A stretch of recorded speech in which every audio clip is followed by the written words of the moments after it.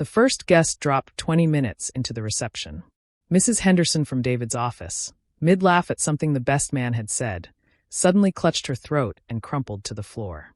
Then Mr. Yamamoto from my research lab began convulsing by the punch bowl.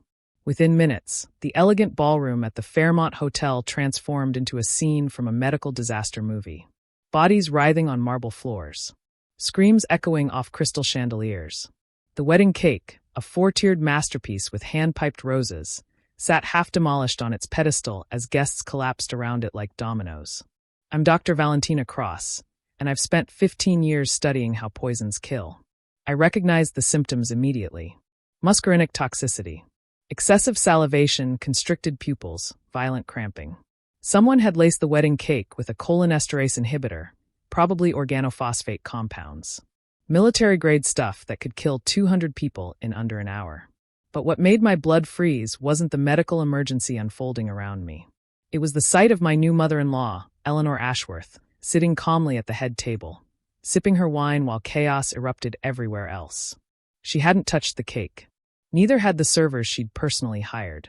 And when David, my husband of exactly 43 minutes, began foaming at the mouth beside me, she leaned over with motherly concern and whispered, "I warned you she wasn't good enough for our family." That's when I knew. Eleanor had poisoned my wedding to murder me, and she was willing to kill everyone I loved to do it. But she'd made one critical mistake. She'd chosen to poison a toxicologist who kept atropine sulfate in her purse. The sirens were already wailing outside when I grabbed the emergency medical kit I always carried. David was unconscious, his breathing shallow, skin turning blue. I had maybe 10 minutes before the nerve agent stopped his heart permanently. "What are you doing?" Eleanor hissed as I prepared the syringe. "The paramedics will handle this." I looked at her coldly while injecting David with enough atropine to counteract the organophosphate poisoning. "I'm saving the man you just tried to murder." Her face went white, but she recovered quickly. "You're delusional. This is food poisoning, some catering mistake. Organophosphate compounds."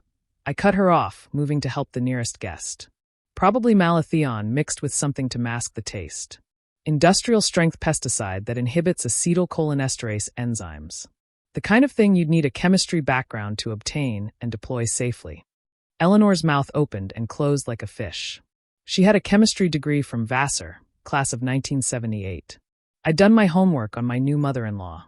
The paramedics burst through the doors, and I immediately took charge. "Mass poisoning event, organophosphate exposure. I need atropine sulfate and pralidoxine chloride for 200 patients, stat." The lead medic looked skeptical until I flashed my credentials. "Dr. Cross, Toxicology Department, Metro General Hospital. I've been treating the symptoms for the last 15 minutes. What followed was controlled chaos. Ambulances lined the street, sirens screaming. The hotel ballroom became a triage center as medical teams fought to save my wedding guests. I worked alongside them, my white wedding dress stained with vomit and blood, using everything I'd learned about poisoning to keep people alive. But I kept one eye on Eleanor the entire time. She played her part perfectly. The distraught mother-in-law, sobbing about the tragic accident that ruined her son's wedding. She comforted grieving relatives, made calls to notify families, even offered to pay medical expenses out of her own pocket. If I hadn't seen her sitting there drinking wine while people died, I might have believed the performance myself. By dawn, the casualty count was devastating. 37 people hospitalized, 12 in intensive care, 3 in medically induced comas. David survived thanks to my immediate intervention, but the neurological damage would take months to assess. And Eleanor? She emerged without a scratch, the grieving matriarch who'd lost nothing but gained everything. With David incapacitated and me under suspicion as the bride who should have known about catering safety, she positioned herself as his primary caregiver and medical advocate. That's when I realized this wasn't just attempted murder. It was a hostile takeover. Eleanor had always hated me. From the moment David brought me home 3 years ago, she'd made her position clear. I wasn't good enough for the Ashworth family legacy. My middle-class background, my career focus, my independence, all of it threatened her vision of the perfect daughter-in-law. She'd tried subtle sabotage first. Accidentally double-booking venues, spreading rumors about my character to family friends, even hiring a private investigator to dig up dirt on my past. When David proposed anyway, she shifted to direct warfare. The week before our wedding, she'd made one final offer. Walk away now, and I'll give you $1 million to disappear. Stay, and you'll regret it for the rest of your life. I'd laughed, thinking she meant social ostracism or financial pressure. I never imagined she meant literal murder. But Eleanor had underestimated what happens when you try to poison someone who understands poison better than you do. The FBI investigation moved slowly. Too slowly.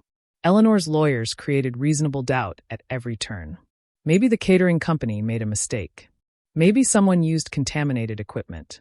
Maybe it was industrial accident, not intentional poisoning. The fact that I'd been able to treat the victims so effectively actually worked against me. Several agents openly wondered if I'd poisoned everyone myself, then played hero to cover my tracks. After all, who else would have known exactly what antidotes to use? Meanwhile, Eleanor solidified her control over David's life. She moved into our house temporarily while he recovered. She took over his medical decisions when the brain injury left him confused and dependent.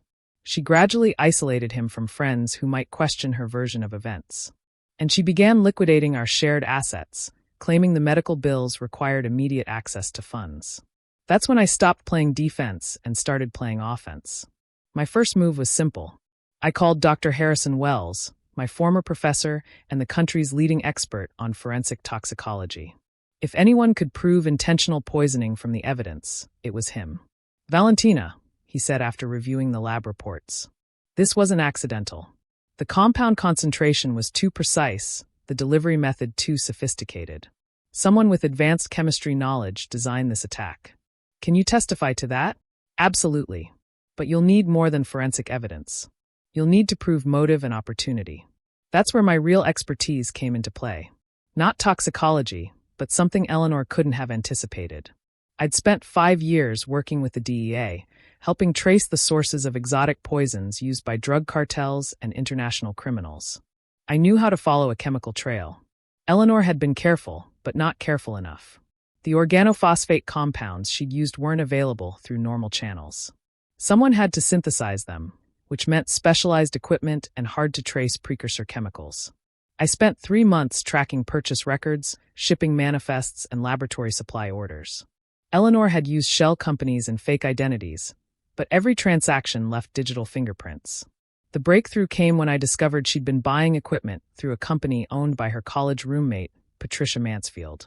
Patricia ran a small chemical consulting firm that had legitimate reasons to purchase organophosphate compounds for agricultural research.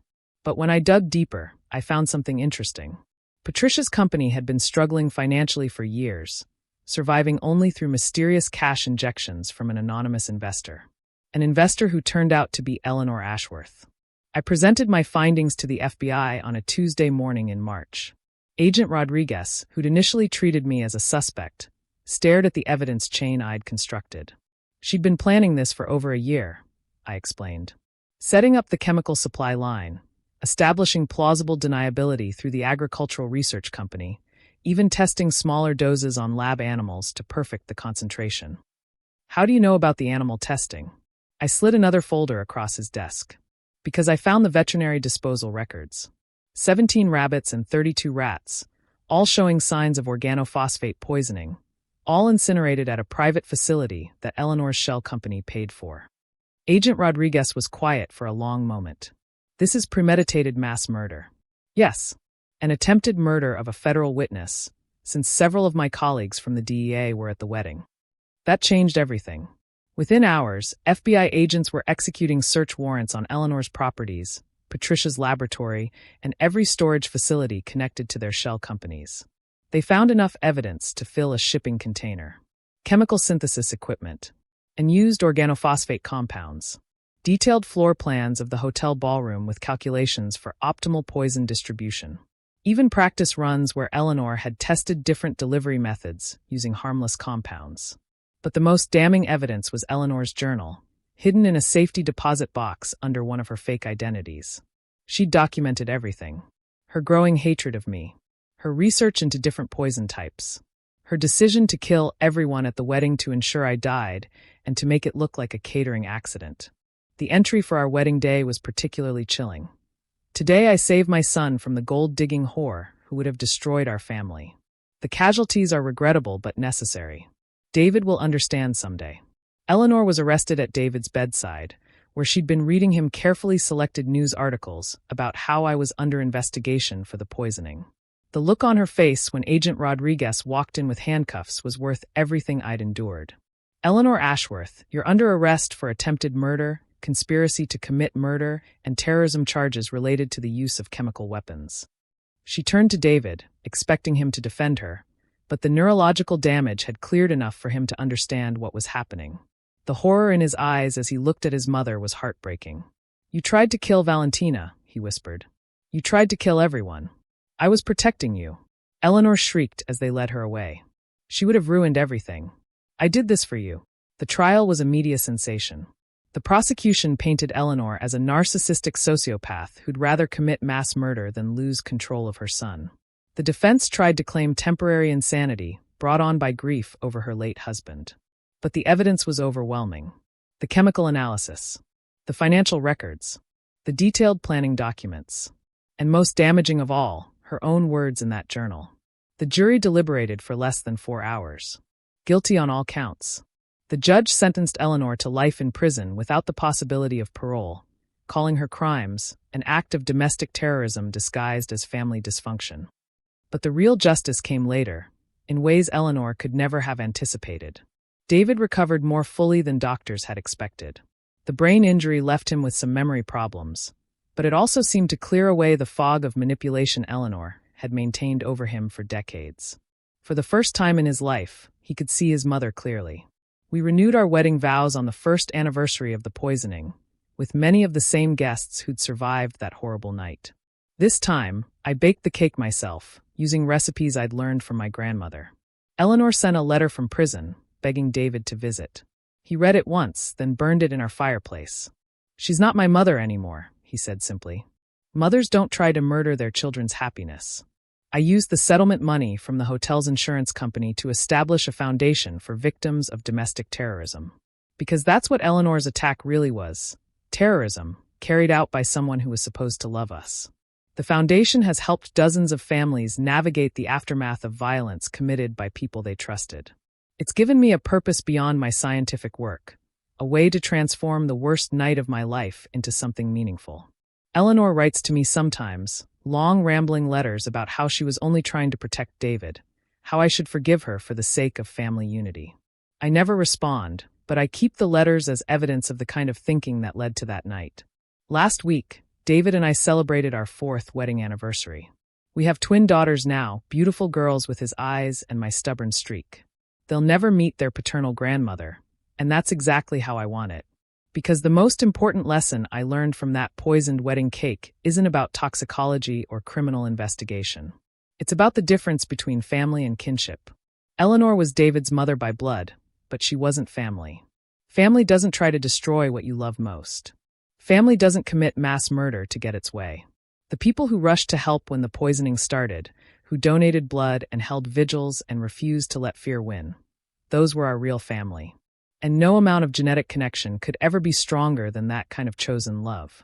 Eleanor thought she could poison our happiness, but all she really did was teach us what happiness actually looks like. It's not perfect. It's not safe. But it's real, and it's ours, and it's worth fighting for. Even when the person trying to destroy it calls themselves family.